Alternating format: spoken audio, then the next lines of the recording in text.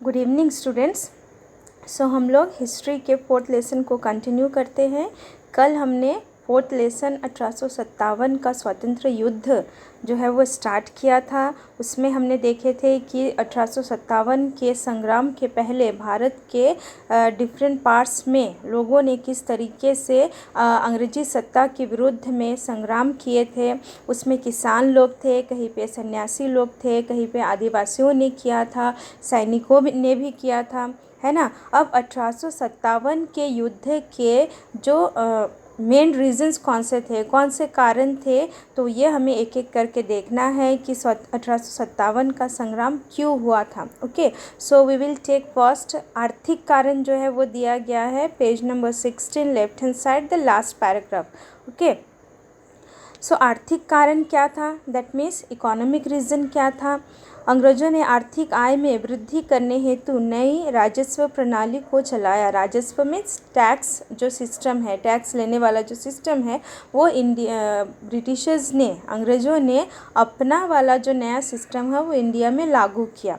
Okay, जो India में पहले से चला आ रहा था या फिर भारत के जो डिफरेंट पार्ट्स के जो राजा थे, नवाब थे, वो अपने तरीके से अपने राज्य में लोगों से टैक्स लिया करते थे। बट जब ब्रिटिशर्स के कंट्रोल में आ गए पूरा वो सारे प्रदेश, तो उन्होंने क्या किया, ब्रिटिशर्स ने अपने जो राजस्व प्रणाली है उसको उन्होंने लागू किया। और उनमें उनका एम क्या होता था कि ज़्यादा से ज़्यादा उनको लाभ किस तरीके से मिल सकता है। किसानों से ज़बरदस्ती राजस्व की वसूली की जाती थी। परिणाम यह हुआ कि कृषि व्यवस्था चरमरा गई। इंग्लैंड के बाजार का माल भारत में खपाकर आर्थिक लाभ प्राप्त करना अंग्रेज़ों की नीति थी। ओके, तो जो नई राजस्व प्रणाली टैक्स सिस्टम उन्होंने भारत में लागू किया था, उसके तहत किसानों से फोर्सफुली जो है वो टैक्स लिया जाता था। जैसे कि थर्ड लेसन में बताया गया है कि अगर किसी साल बारिश नहीं होती, किसान खेती नहीं कर पाते, फिर भी उनसे टैक्स लिया जाता, और अगर वो टैक्स पे नहीं कर पाते तो ज़बरदस्ती से उनका खेत उनसे छीन लिया जाता। उसी तरीके से जो भारत के बाज़ारों में इंग्लैंड में बनी हुई चीज़ों को लाके वो बेचने लगे बहुत ज़्यादा दामों से। उसके कारण भी आर्थिक व्यवस्था जो है भारत का वो एक तरीके से नष्ट होने लगा था। इंग्लैंड के बाजार का माल भारत में खपाकर आर्थिक लाभ प्राप्त करना अंग्रेजों की नीति थी। उन्होंने यहाँ के उद्योग धंधों पर कठोर कर लगाए। भारत का विकसित हस्तकला एवं वस्त्र उद्योग का दिवाला पीट किया। दैट मीन्स भारत में पहले से जो उद्योग धंधे चले आ रहे थे, जो इंडस्ट्री चले आ रहे थे, हाथों से बनाई जाने वाली चीज़ें जो है वो भारत के मार्केट में चलता था, बेचा जाता था। लेकिन जैसे ही अंग्रेज आए, उन्होंने इंग्लैंड के फैक्ट्रीज़ में बनने वाली चीज़ों को भारत के बाज़ारों में बेचने लगे, और जिसका रिज़ल्ट ये हुआ कि लोग जो है वो फैक्ट्री में बनने वाली चीज़ों को खरीदने लगे और लोगों के हाथों से बनाए हुए चीज़ों को वो नकारने लगे। इसका रिज़ल्ट ये हुआ कि ये सारी चीज़ों या फिर भारत के जो पारंपरिक उद्योग धंधे थे वो भी नष्ट होने लगे, और जो कारीगर थे वो भी एक तरीके से बेकार होने लगे। अनगिनत भारतीय कारीगर, श्रमिक बेरोजगार हो गए। इन सब के मन में अंग्रेज़ों के विरुद्ध असंतोष बढ़ता गया, और जिसका रिज़ल्ट ये हो गया कि जितने भी कारीगर थे, मज़दूर थे, जो अपने हाथों से नई नई चीज़ें बनाते थे या फिर जो क्लोथ्स बनाए जाते थे इंडिया में, तो वो सारे उद्योग धंधे बंद हो गए, और उनसे रिलेटेड जितने भी मज़दूर थे, कारीगर थे, उनके मन में भी अंग्रेजी सत्ता के विरुद्ध में धीरे धीरे करके असंतोष बढ़ता गया। सामाजिक कारण क्या था, भारतीयों को लगने लगा था कि अंग्रेज हमारी रीति रिवाजों, परंपराओं, रूढ़ियों में हस्तक्षेप कर रहे हैं। सती पर रोक लगाना, विधवा विवाह को पुनः मान्यता देना जैसे कानून यद्यपि सामाजिक दृष्टिकोण से उचित थे, फिर भी अंग्रेज हमारी जीवन पद्धति में हस्तक्षेप कर रहे हैं, ऐसी सोच भारतीयों ने बना ली थी। अन्य भारतीय भी असंतुष्ट बन गए थे। दैट मीन्स जैसे हमने थर्ड लेसन के एंडिंग में ही देखा था, लॉर्ड मेकाले, लॉर्ड डलहौजी, जो भी गवर्नर जनरल आए थे, उन्होंने भारत के जो समाज में पहले से चले आ रहे कुछ रीति रिवाज जो थे उनको अच्छे नहीं लगे थे। जैसे सती प्रथा, मैंने आपको समझाया था। सती प्रथा यानी क्या है कि किसी लड़की के हस्बैंड की, अगर पति की अगर डेथ हो जाती थी तो उसके पति के शव के साथ उस लड़की को भी, उस दुल्हन को भी जला दिया जाता था। ओके, तो ये जो सती प्रथा है वो एक तरीके से बुरी प्रथा है, ये अंग्रेज़ों ने समझा और उन्होंने उस पर रोक लगा दिया। साथ ही साथ जो विधवा हो गई जो स्त्रियाँ थी, तो उनको फिर से रीमैरिज, दैट मीन्स पुनर्विवाह करवाने की प्रथा उन्होंने स्टार्ट की। ये दोनों प्रथाएं अच्छी थी समाज के दृष्टिकोण से, लेकिन अगर हम देखें तो भारतीयों को लगने लगा था कि हमारे जो रीति रिवाज है, जो परंपराएं हैं, इसमें अंग्रेज लोग हस्तक्षेप कर रहे हैं, वो इंटरफेयर कर रहे हैं।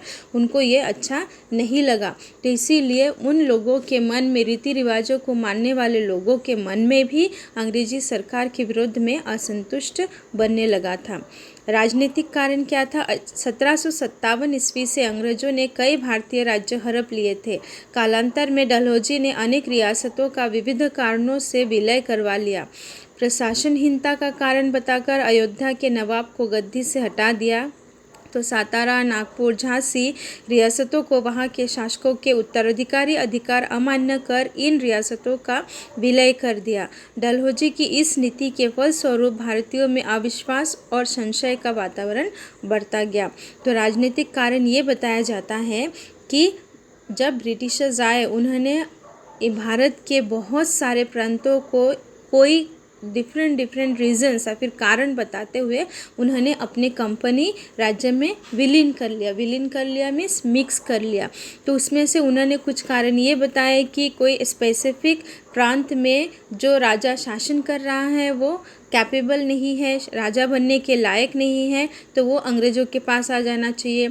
जैसे कि अयोध्या के जो नवाब हैं, तो उनको हटा दिया गया ये कहकर कि वो शासन नहीं कर सकते, वो अयोग्य है। ओके, और सातारा, नागपुर, झांसी के बारे में भी आपने सुना होगा। तो इन प्लेसेस को उन्होंने अपने इसमें किस लिए मिला लिया था, ये रीज़न बताते हुए कि इन राज्य में जो है वो उत्तराधिकारी नहीं है। दैट मीन्स राजा के बाद जो उसका बेटा है वो राजा बनता है और शासन करता है, लेकिन इन सभी राज्य में जो है वो कोई उत्तराधिकारी, दैट मीन्स राजा का कोई बेटा नहीं था, तो जिसके कारण वो राज्य हमारे कंट्रोल में आ जाना चाहिए, ब्रिटिश के पास आ जाना चाहिए। ये रीज़न बताते हुए उन्होंने इस प्रांत को अपने में विलय कर लिया। तो आपको झांसी की रानी का स्टोरी पता है सभी को, और इसमें फिल्म भी बनी हुई है कि किस तरीके से झांसी की रानी लक्ष्मीबाई ने ब्रिटिशर्स से फाइट किया था ताकि वो झांसी को बचा सके। लेकिन फाइनली क्योंकि ब्रिटिशर्स के पास जो है वो मॉडर्न वेपन्स है, उसके बल पे उन्होंने क्या किया, इन सारे प्रांतों को अपने कब्जे में कर लिया, और इसके कारण भी बहुत सारे लोगों के मन में ब्रिटिश सत्ता के विरोध में अविश्वास का वातावरण बढ़ने लगा था। भारतीय सैनिकों में असंतोष, तो ये भारतीय सैनिकों में असंतोष एक मेन रीज़न बताया जाता है 1857 के विद्रोह का। अंग्रेज अधिकारी भारतीय सैनिकों के साथ तुच्छता का व्यवहार करते थे, ये हमने पहले भी देखा है।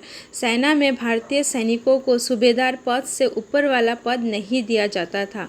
उन्हें मिलने वाला वेतन गोरे सैनिकों से कम होता था। प्रारंभ में भारतीय सैनिकों को भत्ते मिलते थे, वे भी धीरे धीरे कम किए गए। ऐसे अनेक कारणों से भारतीय सैनिकों में असंतोष बढ़ता गया। ओके, सो भारतीय सैनिक और अंग्रेजी सैनिकों में वो पार्शियलिटी करते थे, भेदभाव करते थे।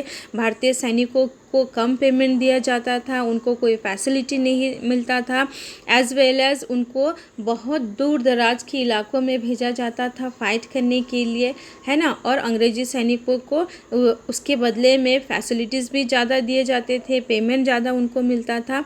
ये देखते हुए भारतीय सैनिकों के मन में धीरे धीरे अंग्रेजी सरकार के विरोध में असंतोष बढ़ता गया। नाउ तत्कालिक कारण मीन्स उस टाइम में एग्जैक्टली क्या ऐसा इंसिडेंट हुआ था जिसके बाद ये 1857 का जो विद्रोह है वो स्टार्ट हो गया था, तो उसे तत्कालिक कारण कहा जाता है। अंग्रेजों ने 1856 ईस्वी में भारतीय सैनिकों को दूर तक मार करने वाली एनफील्ड बंदूकें दी थी। उनमें उपयोग में आने वाले कारतूसों का ढक्कन दांतों से खोलना पड़ता था। इन आवरणों पर गाय एवं सुअर की चर्बी लगी होती है। यह समाचार चारों ओर फैल गया। इससे हिंदू और मुस्लिम सैनिकों की धार्मिक भावनाएं आहत हुई और सैनिक में असंतोष निर्माण हुआ।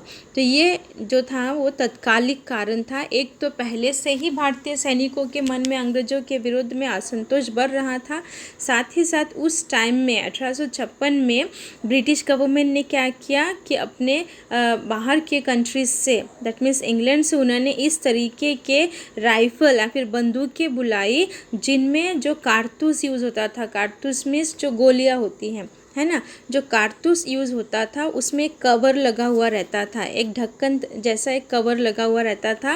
और अगर किसी सैनिक को उस बंदूक को यूज़ करना है तो पहले उसके कारतूस के ऊपर लगे हुए कवर को अपने मुंह से खोलना पड़ता था। ओके, और वो जो कवर है वो ये सुनने में आया था सैनिकों को कि वो गाय या फिर सूअर की चर्बी से बना हुआ रहता है। सो गाय जो है वो हिंदू लोगों के लिए पूजनीय माना जाता है, हिंदू लोग गाय की पूजा करते हैं। और जो मुस्लिम सैनिक है वो सूअर जो है, पिग जो है, वो उसके मांस वो नहीं खाते हैं, उसके वो अपवित्र मानते हैं अपने लिए मुस्लिम लोग। तो ब्रिटिश गवर्नमेंट ने क्या किया कि जो हिंदू सैनिक थे तो उनको ऐसे कारतूसें दी गई जिसमें गाय की चर्बी लगी हुई रहती थी, और जो मुस्लिम है उनको ऐसी कारतूसें दी गई, ऐसी बंदूकें दी गई जिनमें सूअर की चर्बी लगी होती थी।